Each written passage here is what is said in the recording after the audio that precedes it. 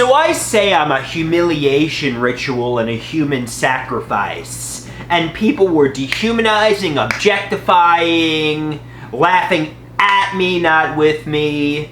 And a perfect example of this is the incel couch that I'm sitting on. You know, I sit on the incel couch, and it sounds like a whoopee cushion, and nobody is taking the messages that I'm expressing seriously. If anything, you know, I don't find jokes where you laugh at somebody to be funny. I don't find turning somebody into a laughing stock, stripping them of their dignity.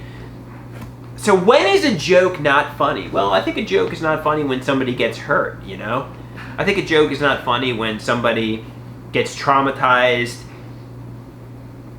I mean, I like good-hearted, kind jokes. I like jokes where, you know, nobody is getting hurt.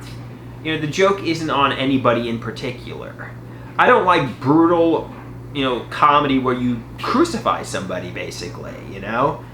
I like comedy that makes you smile. Like, I mean, when somebody gets hurt or somebody gets traumatized or, you know, crucified, I mean, realistically, the comedy gets ruined and it's just not funny anymore. It's not funny to see people get hurt, you know? It becomes dark and depressing.